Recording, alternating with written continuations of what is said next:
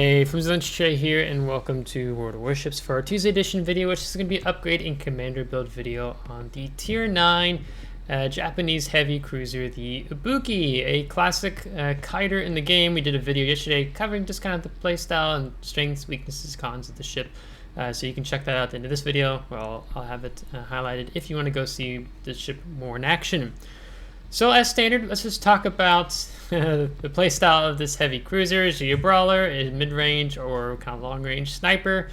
Ibuki is a mid-range to long-range ship. Mid-range in particular because you can play around her 9.9 concealment, allowing you to get in close with these 10.2 and 3mm guns with the really great high explosive or armor piercing. She's able to disengage and go dark if you play around that range.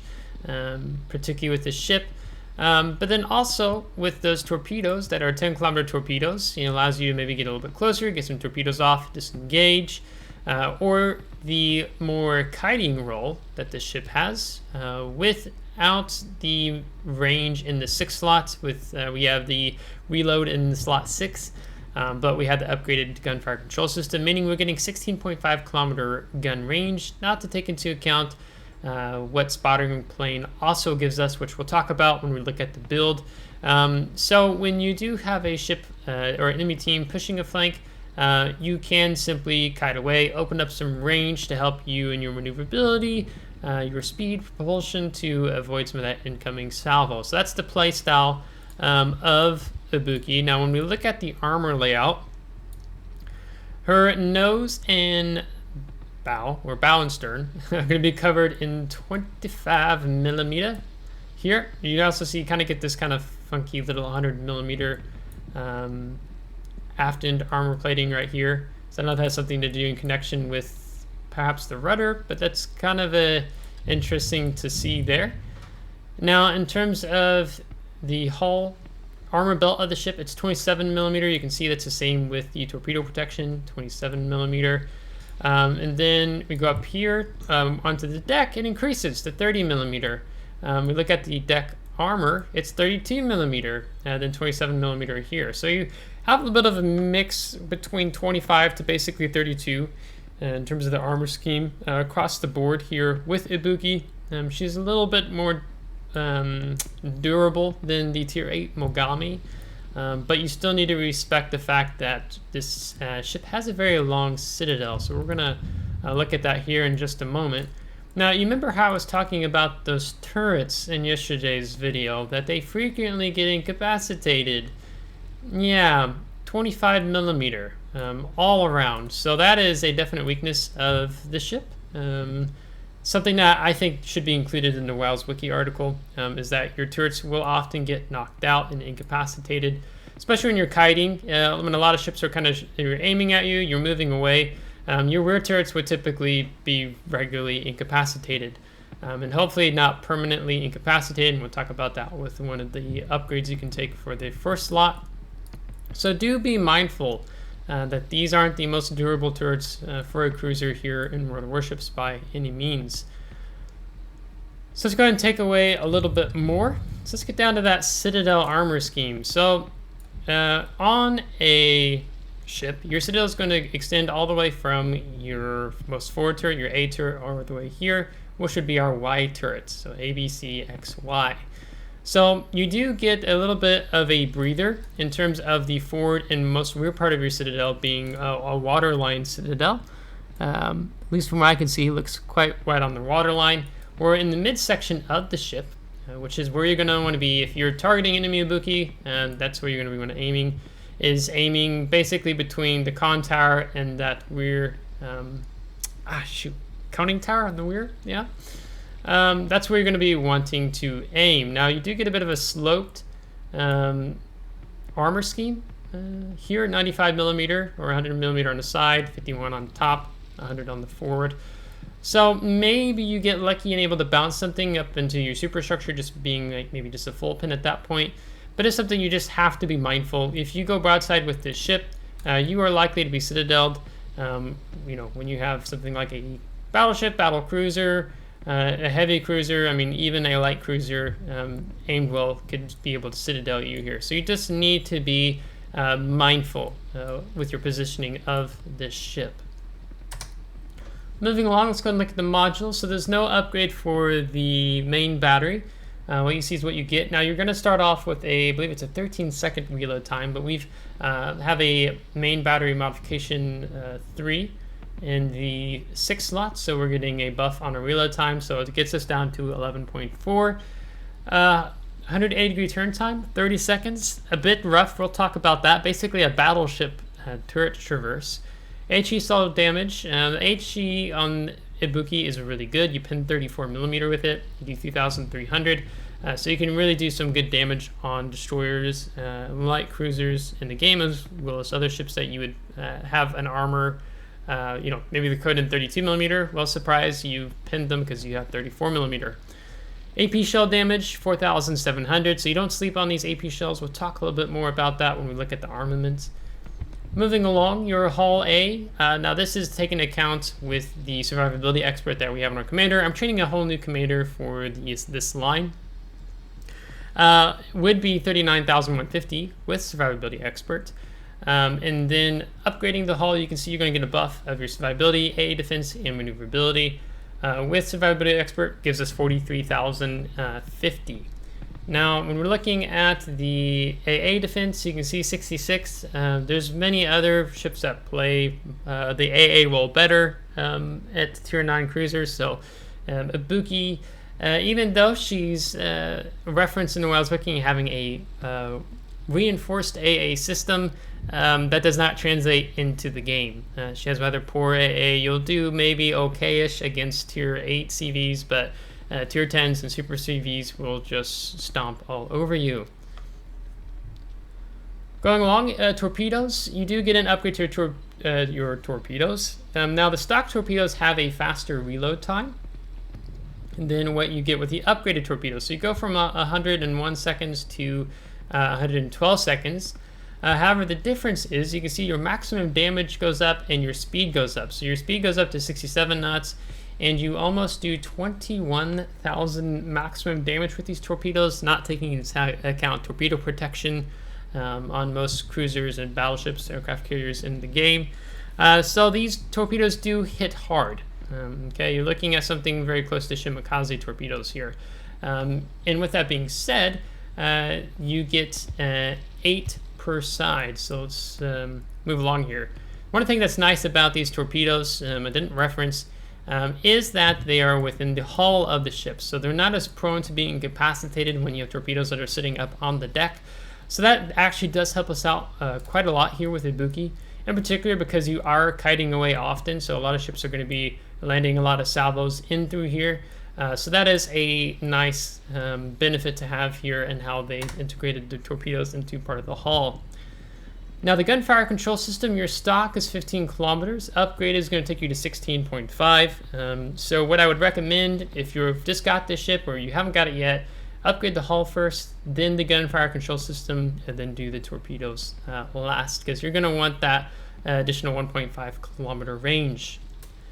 Speed, 35 knots. With the Serum Mic Flag, we can bump that up to 36.8 knots, giving you some additional speed, and in a kiting role, that's often rather beneficial. Let's go ahead and look at the upgrades. So the first one I'm going to recommend is the main armaments modification 1.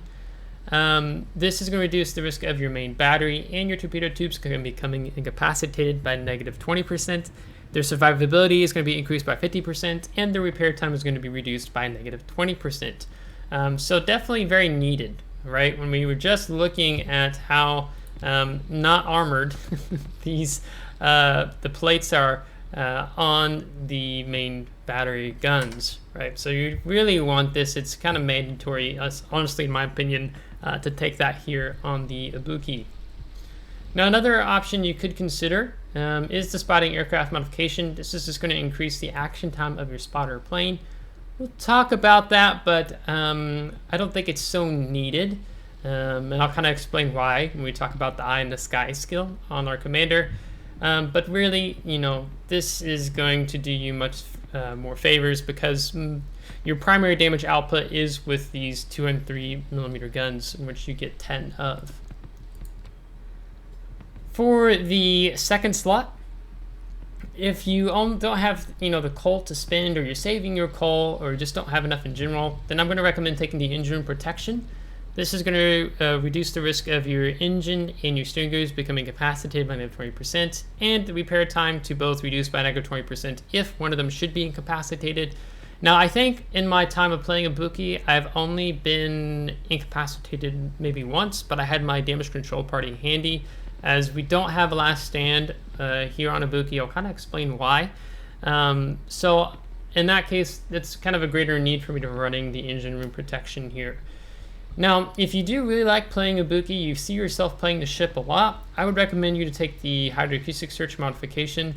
Invest in that. It adds a 20% action time to your hydroacoustic search, which is a 5 kilometer of enemy ships, 3.5 kilometers of torpedoes. So without coupon, it's 17,000. With, it's 12,750. So if you do play Ibuki a lot, you like this ship, then I would recommend taking that first and foremost here in the second slot. But if you're just kind of grinding through the ship to get the Zal, then I would say just take engine room protection. Third slot, there's going to be honestly 2 options we're going to be looking at here. The first, I'll put it on the right side of the screen here, is the aiming systems modification 1. This is reducing your you're reducing your maximum main battery shell dispersion by -7%, meaning we're getting tighter horizontal, tighter vertical shell groupings.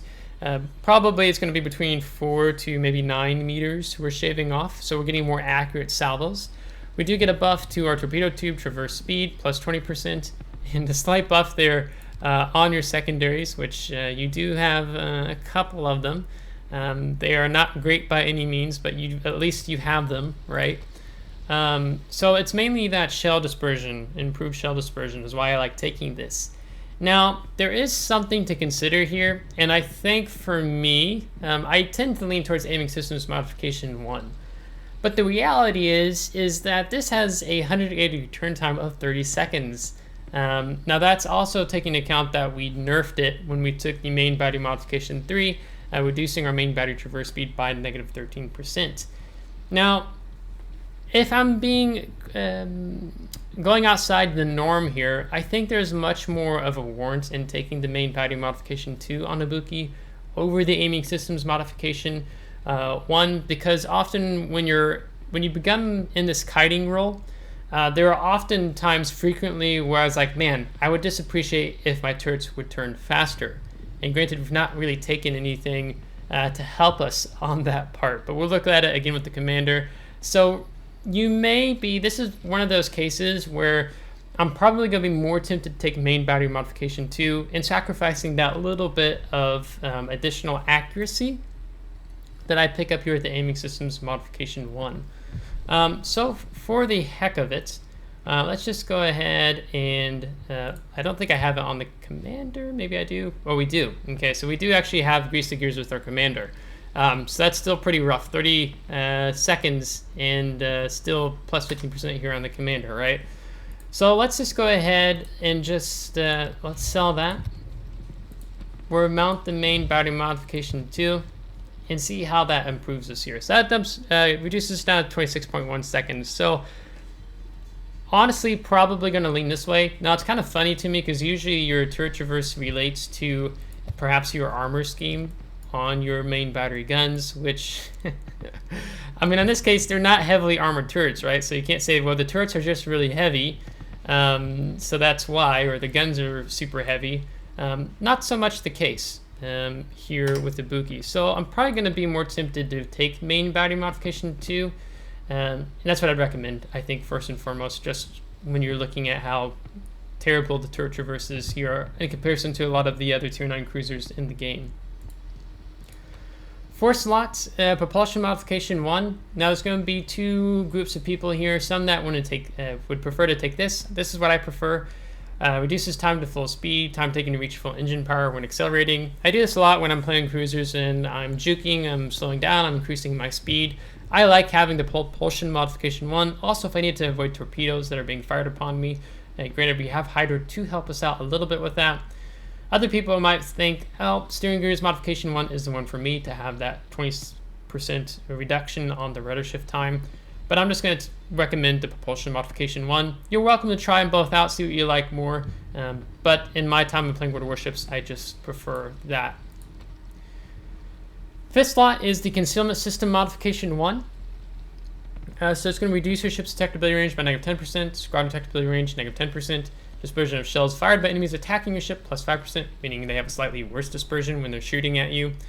Now, with max concealment, also on our commander, we're at 9.9 by sea, 5.8 by air, which is nice because your AA defense is also 5.8. So as soon as you get spotted by planes, your AA is ready to go. So it's not something like Des Moines, which has 5.8 AA, but you get detected at 6.4 kilometers. So a little bit more beneficial there, if you will, in having this. That's what I would recommend to take, because it does sync a bit well with the torpedoes being 10-kilometer torpedoes, so 9.9 conceal. Because there are going to be times you're going to need to go dark to get some of your repair parties off, re-engage, so on and so forth. I can't really bring myself to recommending a type of lighthouse build where you sacrifice concealment in terms of getting a faster reload here. In my mind, that's really where Rune or Hindenburg, as an example, the French cruisers, can step into that role better, even to the extent of Venezia. So I can't really recommend a lighthouse build here on Ibuki. I feel like a pretty standard, straightforward build is best here on the ship. Sixth slot, main battery modification 3. We cited the DPM difference for your high explosive. I think it was like from 152 to like 174,000. Your AP DPM went up quite drastically. And we have spotter plane, and you take Eye in the Sky skill, which reduces the cooldown time on the spotter plane.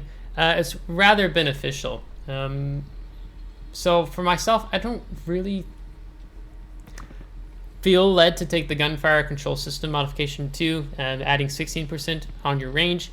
Now, if you're just struggling all the time, or not all the time, you can test this out for yourself. You always have that option here in World of Warships. If you don't like an upgrade you've taken, or you want to try out something new, you can do that quite freely, right? So this is just my recommendations and what I would say here. Now, I don't know how I'm going to feel by the time we get to Zal. We'll talk about when we get to Zal.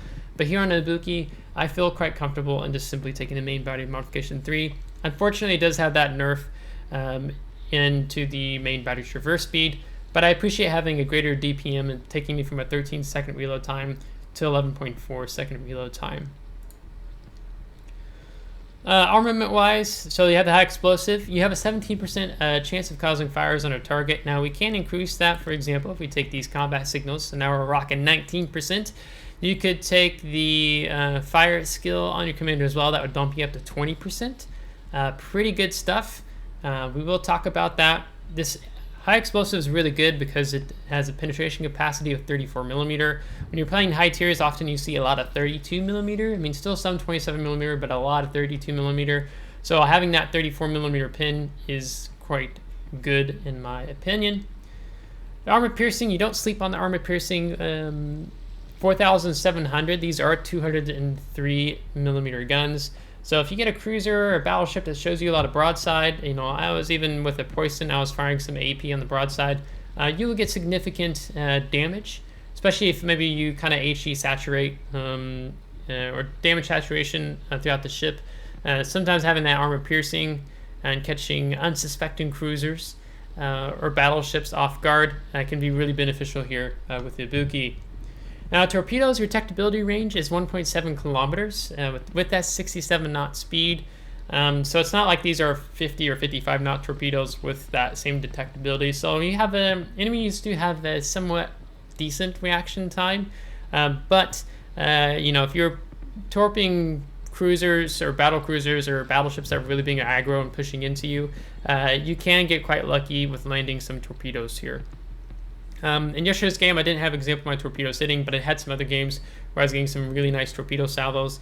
Because ideally, at some point, if you're just continuing to HE saturate them, they get tired and they decide to go broadside and turning away from you, which is a mistake when you have torpedoes in the water about to hit them that do almost 21,000 damage before taking any type of torpedo belt protection into account.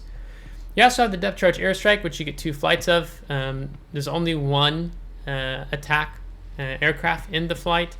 So they do 2,000s, and you get 2 bombs per payload, so basically 4 bombs total between the 2 available flights, and 4,200 maximum damage at that 7-kilometer range. So they're okay. I mean, I think it's a lot better to have the depth charge airstrike here on Ibuki versus having ship-based ASW, something like the Rune, because it allows you to kind of keep distance. We don't actually have to charge at a submarine who's just dueling at the chance to shotgun you, right?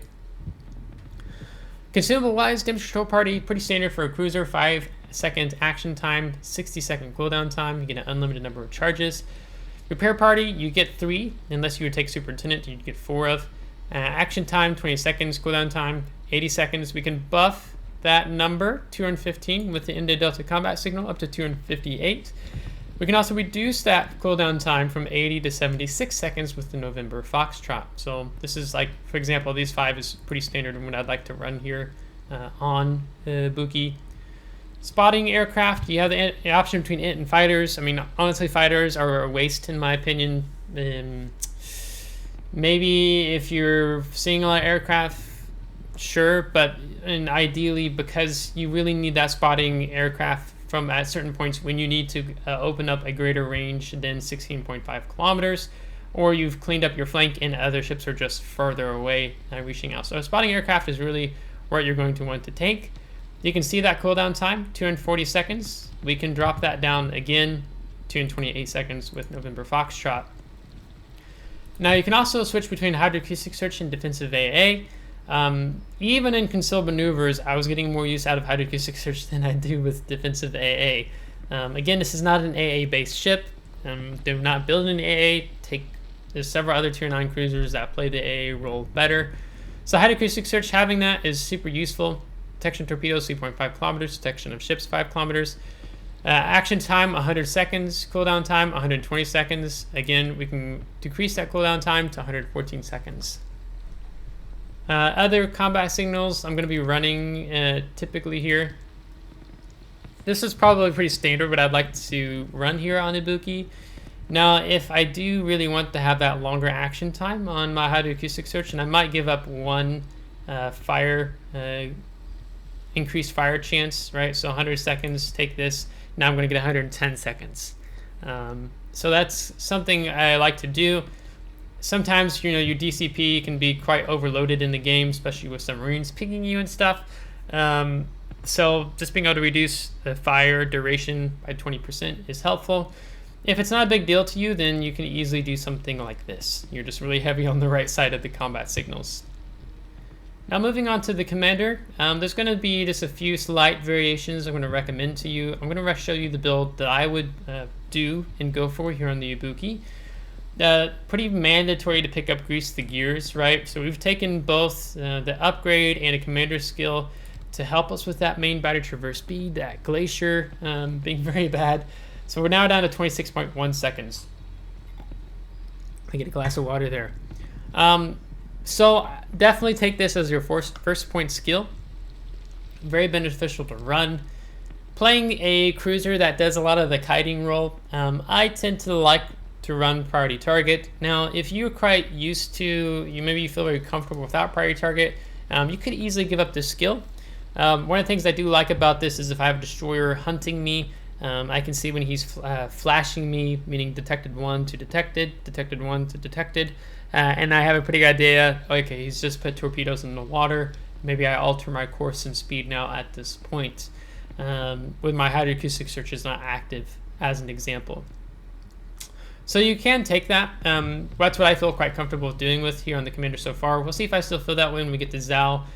But when you're a cruiser, you know, there's a lot of overmatch in the game, so just really having that much more heightened situational awareness really helps out, and for me has been beneficial. 6-point commander, I'd say Adrenaline Rush.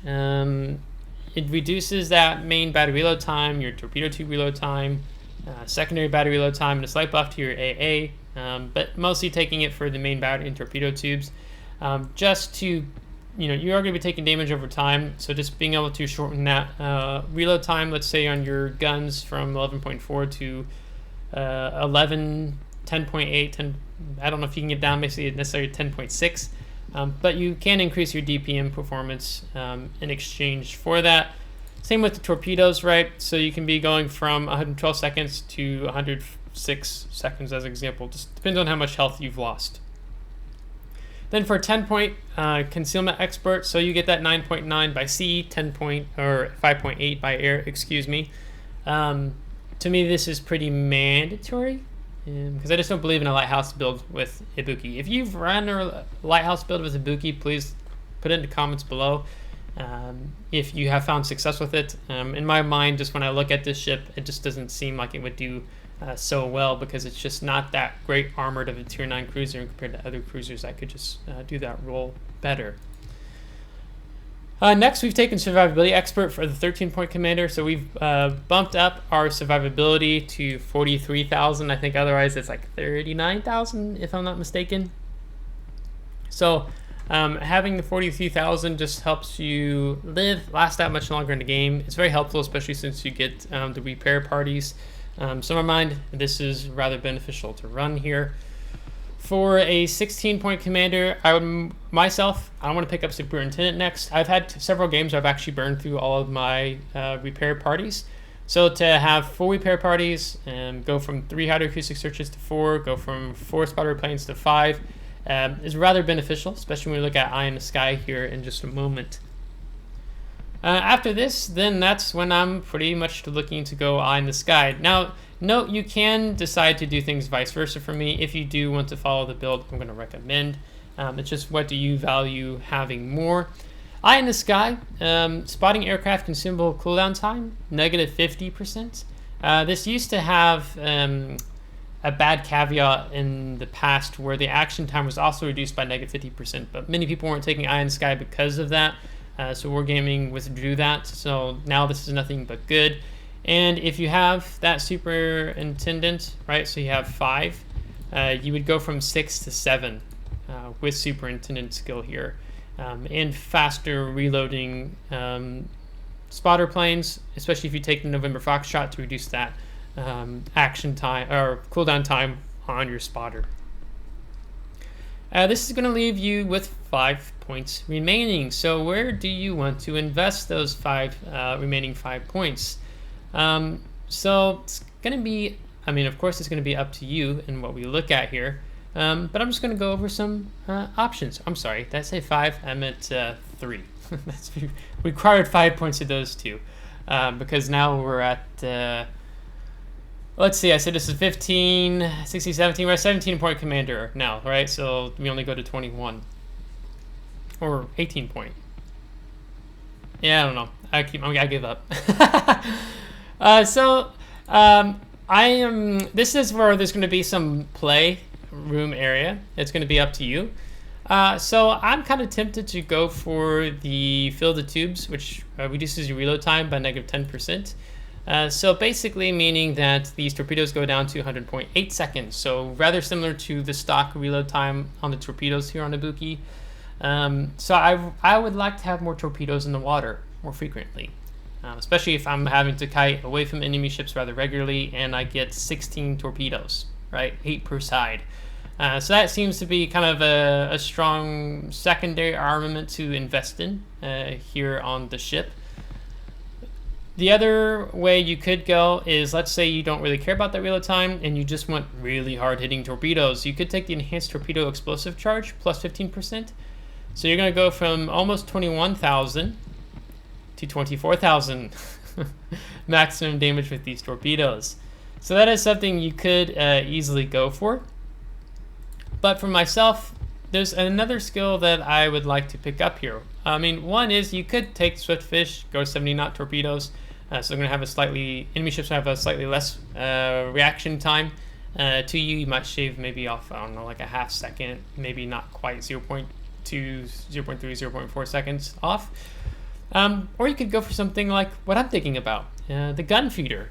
There have been times that I have been halfway through reload and I'm like, oh, actually I would benefit having armor piercing because that cruiser is about to go broadside. And I do it and I'm like, shoot, I forgot I don't have gun feeder. So for myself, I've just been naturally finding myself as a player doing this. So for myself, I'm actually intending to take Gunfeeder. This is the 21 point build I intend to go for. Now there can be some variation. You can play with it, right? So you could take that enhanced torpedo explosive charge. You could completely skip doing anything else with the torpedoes, and you could go for demolition expert. So you do that, then your fire chance becomes that 20% we talked about, and you still take Gunfeeder. If you feel very comfortable with not having a priority target or incoming fire alert, you could give up priority target and take fill the tubes, and so you're still being able to build into your torpedoes. That could be another example of what you could do. So this video has hit 30 minutes, so I'm going to cap this video on the head. But this is the build I would do. Let me know if you've already played Ibuki. What are your thoughts on the ship? What do you run? I find it okay. It's an okay ship here in 2023. Definitely better than the Takahashi. I'd definitely play this ship before I'd play Takahashi ever again. Just because she does quite well. In the game, I mean, not exceedingly, amazingly well, but she does okay if you understand that she's not a brawler. She's a mid-range to long-range ship and kite when needed. And don't let her torpedoes... Don't get greedy with the torpedoes, because those firing angles are basically like this, or kind of more like this. So you have to show broadside to get the torpedoes off, or you have kind of that rear angle out this way. So do respect, not... You have a vulnerable citadel, okay? Just keep that in mind. So it's going to bring the video to a close. If you liked today's video, give a thumbs up. If you didn't, give a thumbs down. Subscribe if you want to see more. If you're subscribed, thanks so much. I would appreciate it, and we'll catch you next time. Take care.